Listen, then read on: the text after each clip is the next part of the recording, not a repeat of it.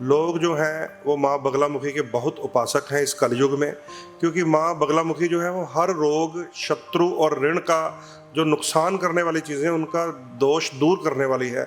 इसलिए लोग सबसे अधिक महत्व आजकल माँ बगलामुखी की पूजा को दे रहे हैं। 16 मई को सब लोग बड़े आदर से, बड़ी श्रद्धा से, बड़ी भावना से माँ बगलामुखी का पूजन करेंगे, पाठ करेंगे, हवन करेंगे, यज्ञ करेंगे और ये दिन बड़ा ही पावन और पवित्र है। वो भी गुरुवार को, बृहस्पतिवार को ही किया जाता है। इसलिए जब गुरुवार के दिन माँ बगलामुखी की जयंती आ जाए, समझ लीजिए वो स्वयं सिद्ध मुहूर्त है।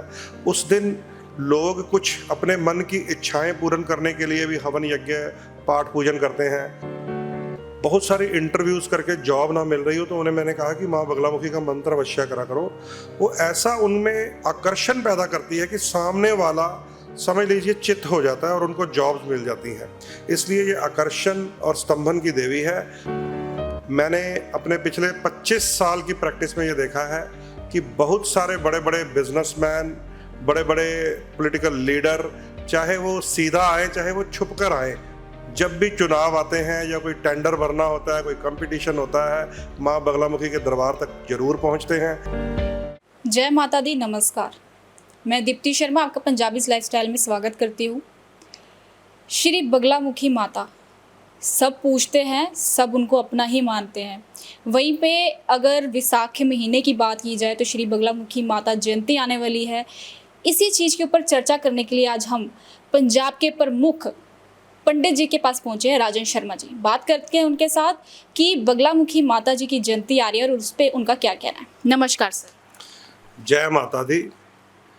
वैसाख का महीना बड़ा ही पावन और पवित्र महीना होता है। इस महीने की जो शुक्ल पक्ष होता है उसमें अक्षय तृतीया भी आती है, परशुराम जी का जो जन्म उत्सव है, माँ बगलामुखी सीता माता की जयंती आती है, शंकराचार्य जी की जयंती आती है, बुद्ध भगवान की जयंती आती है, नरसिंह भगवान की जयंती आती है। लोग जो हैं वो माँ बगलामुखी के बहुत उपासक हैं इस कलयुग में, क्योंकि माँ बगलामुखी जो है वो हर रोग, शत्रु और ऋण का जो नुकसान करने वाली चीज़ें उनका दोष दूर करने वाली है। इसलिए लोग सबसे अधिक महत्व आजकल माँ बगलामुखी की पूजा को दे रहे हैं। बिल्कुल। अगर श्री बगलामुखी माता जी की बात करें तो उनकी जयंती भी आने वाली है, और वो किस तारीख को आने वाली है? बगलामुखी जयंती हर वर्ष वैसाख महीने में जब शुक्ल पक्ष आता है तो उसकी अष्टमी तिथि पे आती है। वो अंग्रेजी तारीख बनेगी 16 मई। 16 मई को सब लोग बड़े आदर से, बड़ी श्रद्धा से, बड़ी भावना से माँ बगलामुखी का पूजन करेंगे, पाठ करेंगे, हवन करेंगे, यज्ञ करेंगे और ये दिन बड़ा ही पावन और पवित्र है। बिल्कुल। अगर देखा जाए 16 मई के दिन गुरुवार पड़ रहा है, बहुत मानने वाली बात है, क्योंकि इस पे कुछ ना कुछ कनेक्शन जरूर है। मुझे वो भी जरूर जानना चाहूँगी, लोग भी जरूर जानना चाहेंगे। बहुत अच्छा प्रश्न है आपका। माँ बगलामुखी का एक नाम है माँ पीताम्बरा। पीताम्बरा का मतलब ही पीत वर्ण यानी कि पीले रंग के साथ है, और बृहस्पति जो है वो ग्रह भी पीले वर्ण के ही हैं। जो माँ बगलामुखी का हवन यज्ञ भी किया जाता है वो भी गुरुवार को, बृहस्पतिवार को ही किया जाता है। इसलिए जब गुरुवार के दिन माँ बगलामुखी की जयंती आ जाए, समझ लीजिए वो स्वयं सिद्ध मुहूर्त है। उस दिन लोग कुछ अपने मन की इच्छाएं पूर्ण करने के लिए भी हवन यज्ञ, पाठ पूजन करते हैं। आजकल का तो जो मौसम है वो भी चुनावों का है। मैंने अपने पिछले 25 साल की प्रैक्टिस में ये देखा है कि बहुत सारे बड़े बड़े बिजनेसमैन, बड़े बड़े पॉलिटिकल लीडर, चाहे वो सीधा आए चाहे वो छुप कर आए, जब भी चुनाव आते हैं या कोई टेंडर भरना होता है, कोई कंपटीशन होता है, माँ बगलामुखी के दरबार तक जरूर पहुंचते हैं। और आज के चुनावी मौसम में आपको भी कल बहुत सारे ऐसे लोग माँ बगलामुखी के दरबार में मिलेंगे। यहीं पे जैसे आपने लीडरों की बात की, वहीं पे अगर हम जनता की बात करते हैं तो जब भी माता जी की ऐसी जयंती आती है तो उनको होता है उपाय ढूंढते हैं। वो कौन सा सही उपाय है, सही चीज़ें कैसी की जाती हैं, उसके बारे में बताइए जो सबके लिए फ़ायदेमंद हो। माँ बगलामुखी बहुत ही कल्याणकारी माँ है। ये गुप्त महाविद्याओं में से अष्टम रूप है। हमारे पास दो तरह के नवरात्रे होते हैं, एक गृहस्थियों के लिए जो आप सबको पता है, एक गुप्त नवरात्रे भी आते हैं। उन गुप्त नवरात्रों में माता के जो 10 रूपों की पूजा होती है उनमें से माँ बगलामुखी अष्टम स्थान पे आती हैं। ये स्तंभन की देवी है, आकर्षण की देवी है। माँ बगलामुखी की पूजा उस समय की जाती है अक्सर जब बहुत सारे उपाय, बहुत सारे इलाज भी काम नहीं करते, तो माँ बगलामुखी ग्रहों और नक्षत्रों की चाल का स्तंभन करके भी अपने भक्तों का भला करती है।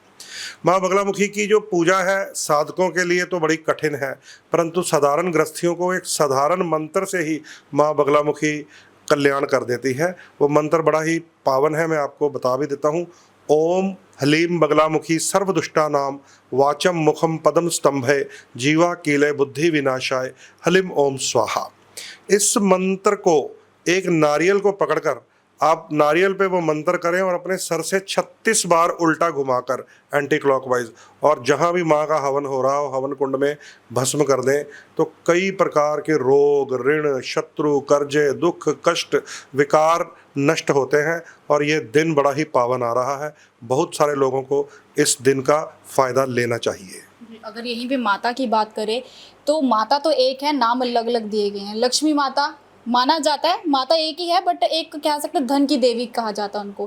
बट बगलामुखी माता जो हैं उनको किस नाम से ज़्यादा प्रसिद्धि है, किस नाम से जो है उनको लोग जानते हैं? माँ जगदम्बा के कई रूप हैं, उन्हें लक्ष्मी, सरस्वती और कालिका के रूप में भी माना जाता है।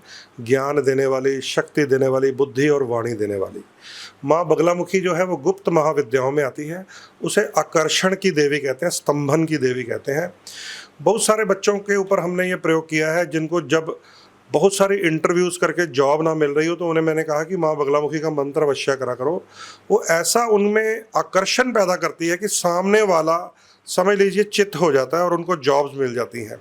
इसलिए ये आकर्षण और स्तंभन की देवी है माँ बगलामुखी। आप देखेंगे लीडर भी तो इसीलिए आते हैं कि सामने वाला, चाहे वो जनता है, उनके आकर्षण में आ जाए, स्तंभन में आ जाए और उनके लिए वोटिंग कर दे। ये माँ बगलामुखी का कल्याणकारी रूप है। लेकिन मैं संसार को एक बात बताना चाहता हूँ कि बहुत सारे भ्रम भी फैल चुके हैं।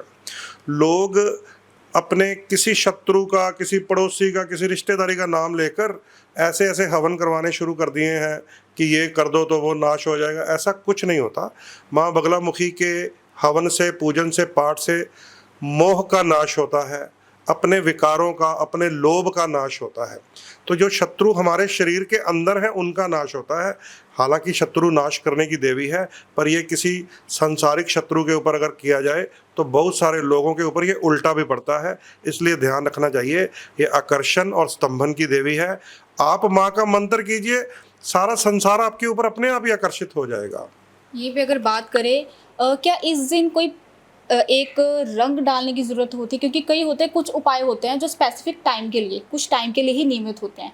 क्या इनकी जयंती वाले दिन भी हमें वो टाइमिंग का देखना पड़ेगा? जयंती तो एक तरह से जैसे किसी बालक का जन्मदिन आ जाए, वो सारा दिन खुश रहता है, तो जयंती तो जन्मदिन या जन्म उत्सव को ही कहा जाता है।